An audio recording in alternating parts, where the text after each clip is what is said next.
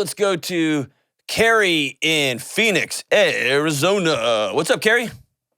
Hey, how are you, Dr. John? Dude, dancing like I have never danced before. I'm dancing on the ceiling, Lionel Richie style. What are you doing? I am hiding in the closet so my toddler doesn't know it.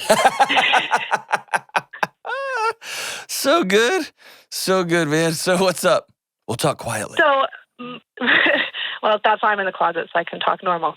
So my husband is currently in the police academy, and this job is hard, and we know that. We're not naive to that, but we just want to know how we can be proactive and preventative so we both can have a mentally healthy experience with this, and it can be positive for our family. Wow. So why in the world would anybody join the police force right now? My husband wants to make a difference. He wants to be the good out there. He's seen the miracles that police officers can provide for the people, and he wants to be a part of it. He hates sitting behind a desk, and he wanted a job that had purpose. What a stud, man. What a great man. And what a great partner that you are walking alongside him. It's incredible. Incredible. Okay. Number one, thank you for your service, really. Number two, thank you for asking these questions before. So you guys have already experienced something. Y'all thought you knew what it was going to be. Then he goes to academy, and academy's, shock and awe a little bit. Walk me through what you guys are now. You're feeling the rattling, and this job hasn't even started. So what are y'all experiencing already that's making you go, oh, what have we done? I mean, there's no regret at all. We are 110% into this. Part of it, I think, is seeing all the unrest that's out there. Is we don't want, we know that it's not all going to be unicorns and butterflies and great experiences, but we know that it can be a positive experience, and so that's part of it, is seeing all of that. So we just knew going into it. I think part of it too is my husband has interacted with some people where he's like, wow, not like some cops really, they have a hard time, and they kind of can sometimes not stay as positive and uplifting as people, or they end up, we went to a family night and they're like, yeah, a lot of cops end up divorced. And, so it's just kind of has the depressing around it. And so it's not that we've necessarily had anything happen. We just hear about a lot of this, and we want to be able to come out on top and with an intact marriage and have learned and grown from it, and not just suffered through it. You are making my heart full. That is so wise. It's so good for both of you, for your community. Phoenix is lucky to have a couple like you two. Okay, so I'm going to give you a lot. And some of this is like I grew up in the house of a homicide detective and a SWAT guy. Okay, so this is my family, and I've worked with police officers behind closed doors for years, and even some research here. So I'm gonna give you a lot, and I'll throw it at you, and you may not even have a pen in the closet in the dark where you're sitting hiding from your little one. But you can just go back and check this story out. And by the way, for those who are listening, this applies not just to police officers. This applies to new lawyers who are married. This applies to nurses and nurse practitioners and new physicians. This applies to young business owners. Anybody who's put in a really stressful situation with a young marriage and little kids, it's easy for the wheels to start rattling early on. And if you don't deal with it preventatively, prophylactically, man, like you said, you talk to grizzled, exhausted old police officers. I'm on wife number 3. They keep her. And you think, oh my gosh, is this our destiny? No, it's not. It's not. But you got to start young. You got to start soon. So proud of you. Okay. Here's the 2 big ones for you. Okay. Okay. Never again turn on the news or social media about police officers. Okay. Never again. Okay. Over. You will get the information you need about what's going on in your local community, in your local state, from your husband and from your friends, and that will be enough. Okay. There is a narrative on one side of the equation that police are infallible and perfect and we should all bow, and that's inaccurate and false. And there's a narrative on the other side that all police are evil and ridiculous and awful, and that is absurd and just intractably false, right? The goal of all that media is not to pass along information that's true about what's happening in the state of policing in America. The goal of that information is to get your heart rate up. on either side of the equation to get you fired up, to get you to post back, to get you to keep clicking. And so as someone who loves a police officer, nobody will have more information, more on source than you. So you don't need them. Opt out, okay? Okay. So be intentional about that. Here's the second thing. There will come a season, if it hasn't already, that every time your phone rings or there's a knock on your door, you're instantly going to go to worst case scenario. Mm-hmm. My mom told me when I was 18, 19, I wanted to go to the FBI. And she said, I'm asking you as your mom not to do that. And I said, why? And she said, well, I'm thinking about your future wife. And when you're 18, 19, you're like, whatever. And she said, every day of my life for the last 30 years, your dad leaves, and I think he may not come home today. That's how the wills are written. That's how all the information is stored in the special fireproof box that every police officer has in their home. Every day they go to work, they may not come home. And what I didn't understand was that two people carry that, both the officer and the hardest part of this is not spouse. knowing. Even the academy, it's not, his life's on the line, but I never know how the day went. I never know if he passed his classes. I never know anything until he gets home. And it's been hard to not have anxiety over that. Yes. So here's what I want you to do. I want you to carry a journal with you. Keep it in your purse. Keep it by your side. Use your notes app. And when you get these stories that pop in your head, just write them down. Write them down because you can't do anything about them. And so we're going to write them down, and then I'm going to move on about my day. And that sounds ridiculous, and it's not going to stop it initially. Over time, your body will recognize, oh, she's in control of these thoughts. She's in control of these stories. There's no reason to get worked up. And we're going to let that breathe. Okay? So those are your two. Number 3 for you, you have to have friends that aren't cops' wives. Okay? You're going to have to be hyper intentional about that. Your world will begin to skew everything police. And all police deal with all day long is everybody else's worst case scenarios.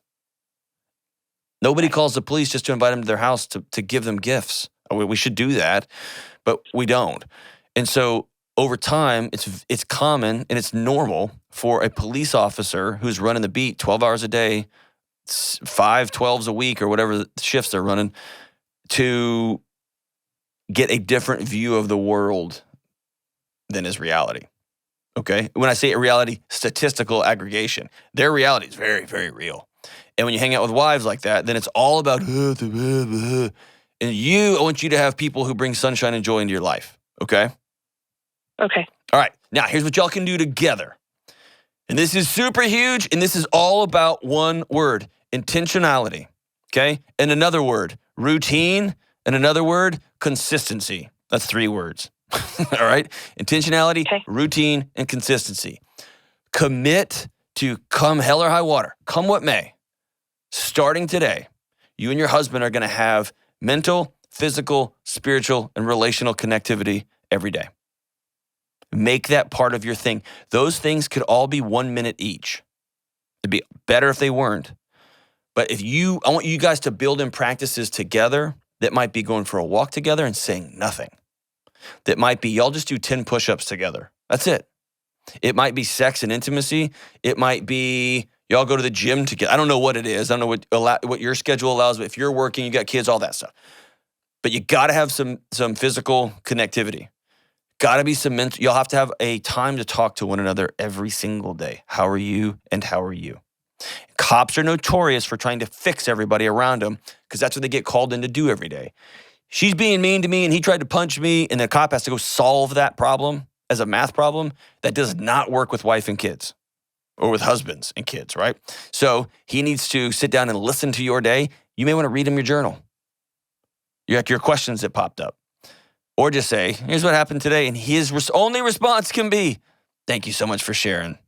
I'm so glad you're in this with me. And here's a fun story that happened today. Do you like hearing, has he started doing ride-alongs yet? I think it starts on 2 weeks. Okay. So when I was running around at night in some of the most bonkers situations ever, I learned really quick. And I was not a police officer. I was on the payroll. I was running adjunct to them. They were doing the hard stuff, and I was showing up as a victim services guy. I learned real quick, those stories, the things I was seeing and experiencing, my wife did not need to hear. And I had to make sure I had other places to go. For me, that was a counselor. For me, that was a couple of close friends. For me, that was a supervisor, Dr. Andy Young, who was world class, one of the best ever. Your husband's going to have places where he can talk about what he has seen and what he has experienced that's not you. You are not a trash can for what happens. And I also went too far. And I completely cut my wife out of what I was experiencing. And we found ourselves 2 inches apart on the couch and 5,000 miles away from each other. Right. So there's got to be some sort of, hey, I saw something really hard and dark last night and it's messing with me. And I'm not into talking tonight. Can we just hold hands and watch The Office? That has to be a language y'all carry with each other. Okay? Right. And you're going to be like, all right, well, tell me what happened. And he may tell you the first time and you're like, well, that's the last time I want to hear about that story, right? And and I'm talking about stories that we don't even imagine. We couldn't even, I would not even known that some of that stuff was real until I saw it with my own eyes. And so to say it out loud, because you've seen it, people around you, man, good grief. We've had meetings with James and it's like, oh yeah, this happened one time, and I look around, the whole room is just staring at me like, what are you talking about? And so you're gonna have to know what you can handle, what you don't want to handle. It's not a matter of your weakness, not a matter of you love him, anything like that. It's a matter of we're gonna keep this thing moving forward. And then a weekly routine, never miss check-ins together. What does calendar look like? What's the status of your heart look like? Hey, we haven't slept together in 2 weeks. We're going to put that on the calendar because that's got to stay a priority for us. We haven't gone on a date in 18 months because we have little kids and I'm hiding in closets now. We're going to have to make that stuff a priority. Even when you're tired, even when he's tired, y'all got to figure out ways that y'all can connect, especially in the beginning. Is that cool? And when he does have the traumatic experiences, is talking to a counselor the best thing to do? Are there other things he can do to work through it so that he doesn't come home and take it out on me and our kids? The come home and take it out on our kids it's a myth. And when I say it's a myth, that does happen. But just because you see and experience hard things doesn't mean the kids are going to get it. So everybody deals with it differently. I'm equally concerned about dads who come home with that kind of stuff and check out. They just completely unplug and check out, as I am with dads who come home and yell and scream a lot. Both of those things are traumatizing, especially to kids and especially to spouses. And so I'm less concerned with he needs to do this thing. If he discharges his weapon at somebody and hits them, he will have to go talk to somebody. I'm more concerned with you guys having a marriage counselor that y'all can talk to regularly, once a month. We have one right now that we go through. Awesome. And making sure y'all are communicating together. He just has to have some sort of process. And the thing I told you about the mental, physical, spiritual, relational, that will give him rhythm and routine. And rhythm and routine and intentionality creates resilience. And so when these things happen, there is a trampoline style floor he can land on. The landing doesn't smash him, right? And the landing, it gives him a bounce so he can come back. And if you don't have those things, then when the first big one happens, the first time you walk into a room and see multiple dead people and there's blood everywhere. I mean, when you see some of that stuff, you hit the concrete, right? And there's no bouncing back. And then the only thing to make that feel better is another drink or texting an old girlfriend or whatever the thing is, right? That ends up with divorce and divorce and divorce and divorce and divorce. So it's setting those things up. Here's the final thing I want to pass along to you guys. This is going to sound gross, what I'm about to say. But I'm excited. You're a mom of a toddler. There is no such thing as gross for you. Not gross in the poop and pee kind of way, but gross in it feels transactional.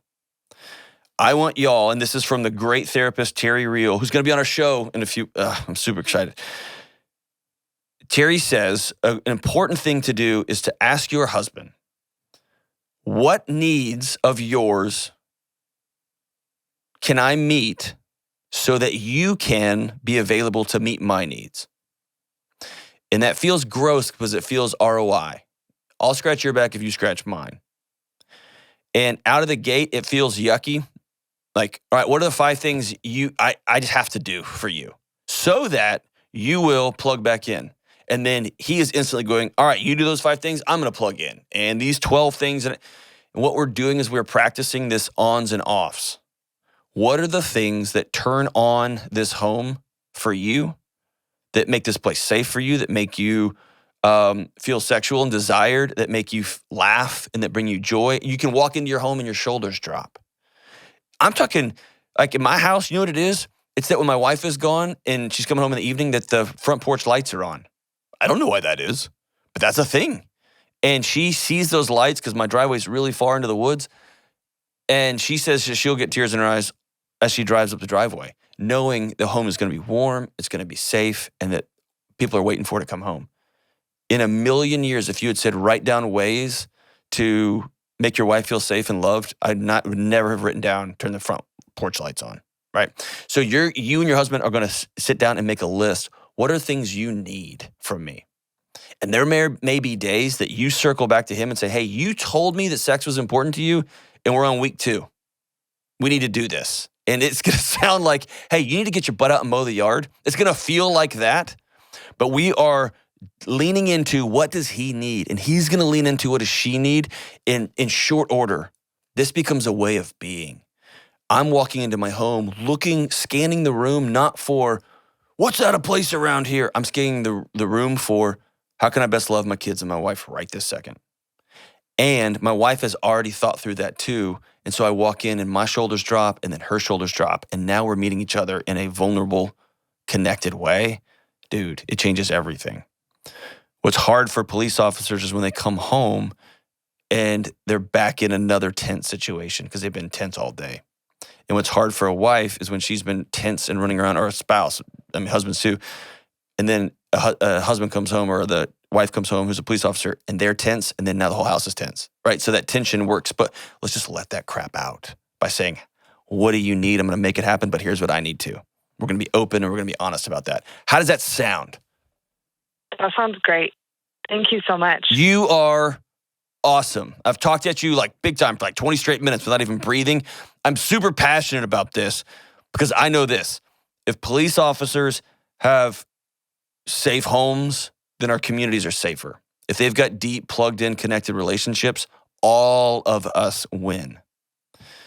And I know if things are messy at home in any job, things are messy at work. I can't be whole if I'm not whole at home, right? Can I just tell you, Carrie, how old are you? I'm 27. They don't make them like you. You're incredible, and I'm grateful for you. Thank you. For real. Just even having this phone call, even thinking down the line, so great. And make sure he's got some friends that aren't police officers too, okay? Okay. Drag him along to your weird stuff. He's going to just want to hang out with cops, and it's going to be cops and cops and cops. And I'm talking to you lawyers and lawyers and lawyers and doctors and doctors. Have some friends that do other things. 2 of my closest friends, one's a CEO of a lawn care company now after being the chief information officer at some fancy tech companies. Another one of my great friends sells oil. He's a lube salesman. Not that we make any jokes about that. And one of my other great friends is Caleb works at Napa Auto Parts. Got another buddy who's crazy, a banker, another buddy who works at an HVAC company, and I'm a freaking YouTuber. You know what we talk about? Everything. Everything. It's incredible.